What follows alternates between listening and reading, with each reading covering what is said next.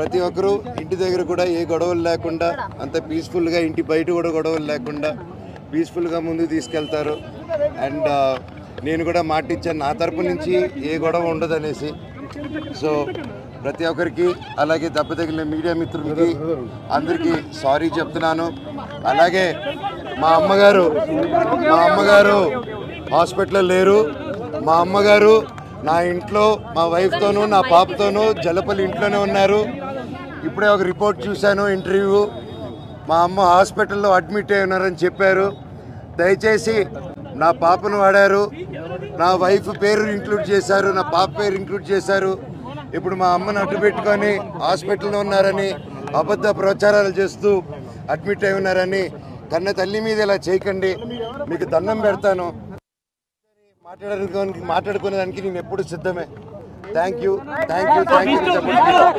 మనోజ్ గారు కొద్దిసేపటి క్రితమే సాయంత్రం వరకు సమస్య పరిష్కరిస్తామని చెప్పారు. దానిపైన మీరు ఏం చెప్తారు? విష్ణు మాట్లాడుతూ సాయంత్రం వరకు ఈ సమస్యను పరిష్కరించుకుంటామని చెప్పారు. దానిపైన మీరేమంటారు? అయితే మంచిదే కదండి, అందరికి మంచి జరిగితే మంచిదే కదా. ఊరోళ్ళందరికీ మంచి జరగాలి. తిరుపతిలో ఉన్న వాళ్ళకి పెడతారా ఈరోజు? అవునండి, అంటే ఉంది కదండి. వినయ్ గారు కూడా తిరుపతిలో వినయ్ గారు చేసే విషయాలు కొన్ని నచ్చట్లేదు నాకు. అవన్నీ కొంచెం సమాధానం చెప్పి తిరుపతి చంద్రగిరి మండలంలో మీకు తెలిసేంత పేద ప్రజల్లో నాన్న అక్కడ ఎందుకు హైదరాబాద్లో ఆ రోజుల్లోనే హైదరాబాద్లో పెట్టుండొచ్చు. ఆయన ఎందుకు తిరుపతిలో పెట్టాడు, ఆయన ఎందుకు చంద్రగిరిలో పెట్టాడంటే ఆయన సొంతూరు, అక్కడున్న జనాలు అభివృద్ధి చెందాలి, రాయలసీమలో అభివృద్ధి చెందాలి అనేసి ఆ మైండ్ సెట్ పెట్టి ఎంతో కష్టపడి ఇంత దూరం తీసుకొచ్చారు దాన్ని. ఈరోజు ఎవరో వచ్చేసి దాన్ని ఒక ఎడ్యుకేషనల్ బ్యాక్గ్రౌండ్ ఉందో లేదో కూడా తెలియదు, వచ్చి అలా చేయడం, ఒక పేద ప్రజల్ని ఒక మీట్ అవ్వకుండా చేయడం అంటే నాన్నగారి దగ్గరికి వెళ్ళలేకపోతున్నారు, ఆయన వరకు రీచ్ అవ్వట్లేదు. అది ఆయన తెలియపరచారన్న నా తపనని ప్రయత్నాన్ని ఆపుతున్నారు. సో ఇవన్నీ డిస్కస్ చేస్తే విద్యా సంస్థల గురించి మీరు పోరాటం చేస్తామని చెప్పి మీరు చెప్తున్నారు, కానీ అంతర్గతంగా ఈ ఆస్తి వివాదాలకు కారణం అని చెప్పి ప్రచారం జరుగుతుంది. అది మీకు కూడా తెలుసండి, మనోజ్ అడగడని.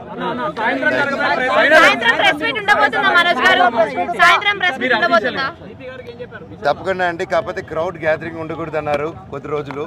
సో అందుకోసమే నేను ఇది ఎలా చేద్దాం, ప్రెస్ మీట్ని ముందుకు రావడమా రిలీజ్ చేయడమా అనేది ఇంకొంచెం మా లోకల్ అంటే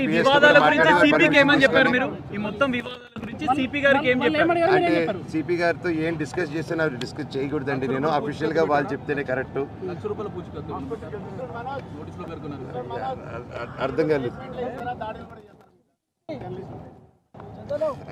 మీరే తెలియదు.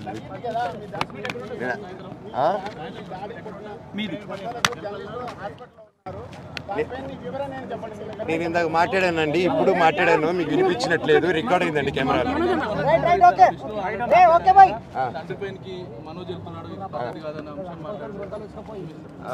సీసీటీవీ ఎక్కడని అడగండి. తీసుకొస్తా అన్నారు. విజయ్ అనే వ్యక్తిని, కిరణ్ అనే వ్యక్తిని ఆల్రెడీ పట్టుకుని ఉన్నారు.